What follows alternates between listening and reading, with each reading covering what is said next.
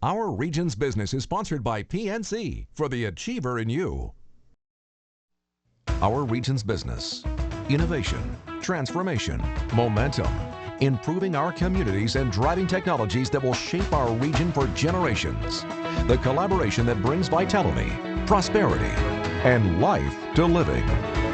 Stay with us for the coming half hour as we examine in depth our region's business. Now, here's your host, Bill Flanagan. Today on Our Region's Business, we're here at one of our region's greenest buildings, Phipps Conservatory and Botanical Garden. Phipps has already won global attention as one of the greenest glass houses in the world. In fact, its tropical forest grows inside a greenhouse without a greenhouse effect. But now Phipps has outdone itself by opening what's expected to be one of the largest living buildings in the world. What's a living building? Well, that's part of what we're here to talk about today. But we'll also learn how our region's reemergence as a center of American energy has attracted the National Academies of Science and Engineering, which are piloting a new Science Ambassador program right here in our region. But first, a peek inside Phipps' new Center for Sustainable Landscapes. I caught up with Executive Director Richard Piacentini outside on what else? The building's green roof. What is it about the way this building operates that makes it so special? Well, this building was designed to meet the Living Building Challenge, which is probably the strictest or highest level of green building that you can design a building to these days. You know, LEED Platinum is currently considered the highest level of green building that you can build right now, and this building goes way beyond that.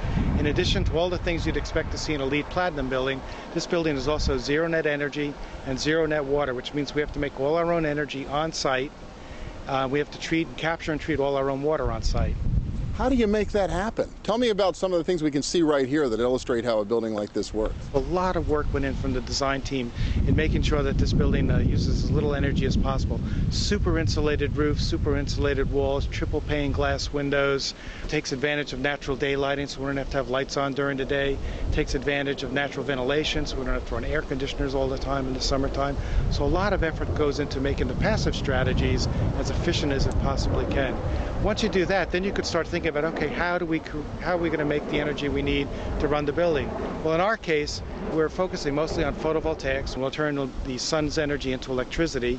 We also have 14 geothermal wells that are using the energy in the earth to help heat and cool the building. And then we also have a vertical axis wind turbine will also provide some energy for us. The Center for Sustainable Landscapes will open to the public later this summer. In the meantime, it's welcoming invited guests, among them the leadership of the National Academies.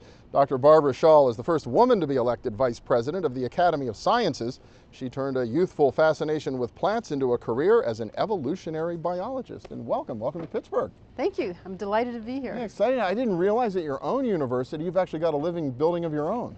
We do. It came on board about a year ago, and it's been incredibly exciting for the university. Just as with your living building, it's completely self-sustained, it produces its own energy, and it's been a focus for education on campus. It's been very exciting. And that seems to be a big part of the goal for this building as well, to really use it as an education center. And increasingly important these days to find ways to get people turned on to science? I think so. I think you really can't appreciate something like a living building until you actually see it. So you actually see where the water comes from and how it's handled and how it's purified, how the sewage is treated. It's all very, very real when you're at the building. And so I think it's very important to learn these things by actually experiencing them. Probably should mention what your university is. Oh yeah, Washington University in St. Louis, and our living building is at Tyson Research Center. It's a field station where we do ecological research. We're particularly interested in ecological restoration and conservation. And we do landscape level manipulation, so it's a very special place for ecological research. So this sounds like it's something that's been a priority for the university as a specialty for some time. It has, and it's a continuing priority, and we've seen over the years increasing number of faculty and students that use it.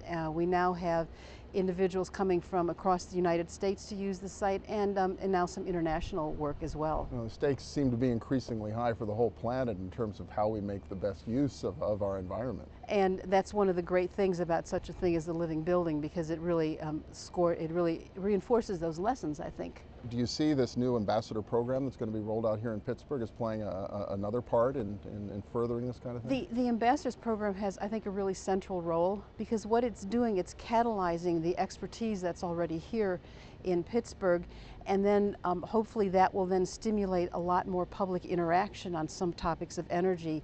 And conservation and energy are completely linked together, and so the more we have a reasonable and appropriate energy use, the more we can conserve not only water but also the biodiversity on our planet. A lot of what the academies are working on is sort of at a civic leadership level, but I don't know what St. Louis is like, but here in Pittsburgh, a real concern is getting young people excited about science and engineering and math and everything else. There's a lot at stake for our society in that. Absolutely, and that's where organizations such as the Phipps Conservatory are really important, because you bring people in here because they're interested in gardening, or they're interested in beautiful flowers, or they're interested in a nice warm greenhouse. And as part of the educational programs, there are signs that tell you these are how the plants are used. This is how they have influenced history. And so you slowly bring in the public to understanding plants and then beginning to understand the basic science. And we see that a lot of our undergraduate students at Washington University become really interested in plant science when they start out with something as basic as food, which is of course where our food comes from, is from plants. Well, it would be great to see a lot more folks have an opportunity to get turned on to this and make a difference. This is the site to do it. All right, well, Dr. Barbara Schaal, Vice President of the National Academy of Sciences, appreciate it. Thank you so much. Thank you. Next up, we'll dig a little deeper into the state of science literacy in the United States, even among our leadership, and what the National Academies are doing about it. Stay with us.